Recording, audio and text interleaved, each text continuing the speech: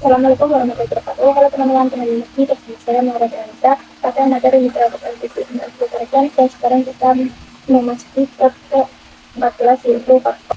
Lalu ini adalah materi yang akan kita pelajari pada bab faktor ini.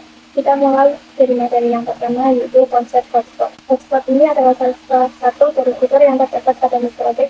Hotspot pada mikrotik adalah sebuah sistem yang memberikan fitur autentikasi pada user yang akan menggunakan jaringan.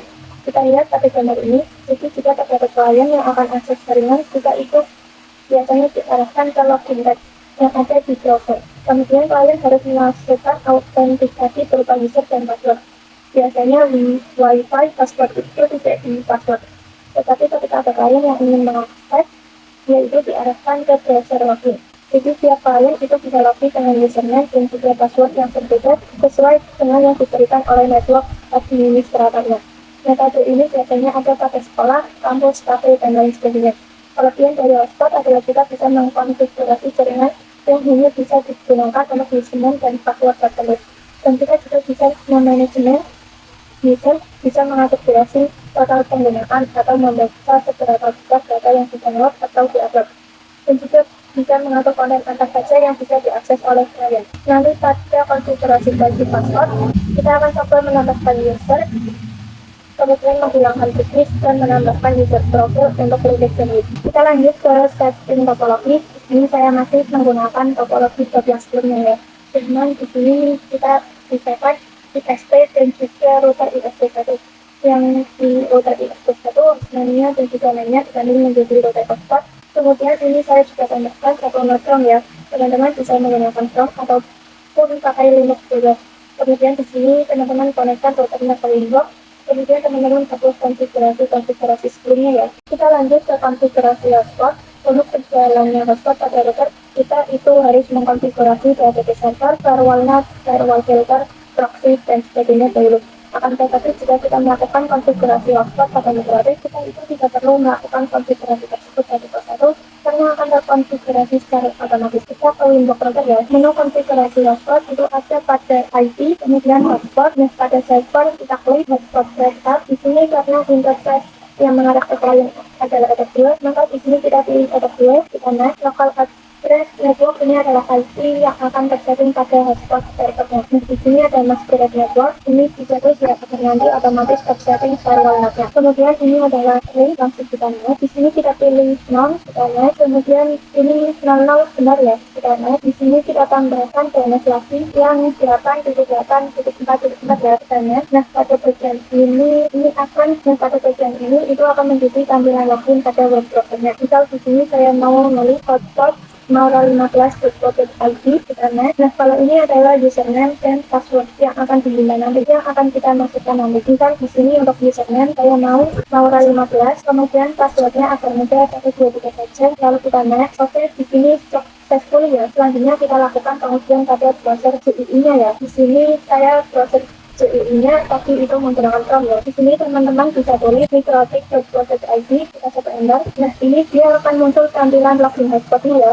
Di sini kita coba login. User saya adalah Maura15, kemudian password saya adalah 123. Kita coba connect ya, dan ini dipastikan akan berhasil ya. Nah, ini berhasil ya teman-teman. Kita lanjut ke menambahkan user dan menghilangkan bisnis. Tadi kan kita sudah mengkonfigurasi hotspot sebenarnya ya dengan satu user. Nah, gimana nih kalau misalnya kliennya itu ada banyak, maka di sini kita akan coba tambahkan user lagi. Kita ke IP, kemudian ke hotspot lagi, kemudian kita klik yang user, kemudian kita klik add. Misal di sini untuk name-nya saya user saja, lalu pada server di sini kita pilih all saja ya, agar user ini tuh bisa digunakan pada hotspot lain yang ada di router ini. Kemudian passwordnya saya mau 12345, kita coba konekkan pada Chrome-nya dengan menggunakan user satu ini ya. Di sini kita tulis IP hotspotnya, yaitu IP yang muncul setelah opsi pemilihan efek ya, pada hotspot setup. Kalau saya adalah dari 92.168.1.1, kemudian slash, jangan lupa tulis satu kemudian. Nah, ini dia akan muncul informasi penggunaan hotspot dengan user yang sebelumnya. Ini jika kita klik logout, kemudian nanti kan kalau kita sudah logout pasti ada opsi login. Kalau kita klik login itu dia nggak bisa teman-teman, karena fokus pada router itu masih tertanamkan user Maura 15.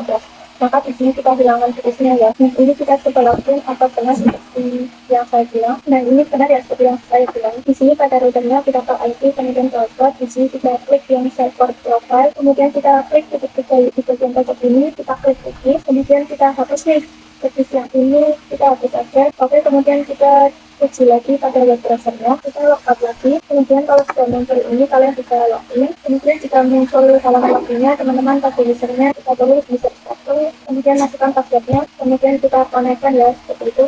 Dan ini angkat bisa ya, karena tadi cookiesnya sudah dihapus. Kita lanjut ke user profile untuk link pasti pada ID kemudian password. Nah, di sini terdapat yang namanya user profile. Yang ini ya teman-teman, dengan user profile ini kita bisa memanajemen password kita. Misalkan kita bisa manajemen unit-unitnya. Di sini kita coba klik add, kemudian untuk namanya misalkan saya mau password 512, kemudian pada tarik ini saya anggap teman-teman udah nggak asing ya, karena pada video sebelumnya sudah saya jelaskan. Di sini saya misalkan mau 512k slide 512k untuk upload dan juga download ya. Ini langsung saja kita apply. Oke, kemudian kita ke user, kita klik yang user satu. Misalkan saya mau user satu jalurnya 512k aja. Kemudian di sini pada profilnya kita pilih yang password 512k, kemudian kita apply. Oke, nah seperti itu ya teman-teman. Indeks pengujiannya sama seperti pada video sebelumnya, yaitu pada materi PPOB, yaitu dengan masuk pada browsernya, kemudian ketikkan tes download. Nah, ini mungkin akan lama teman-teman, tapi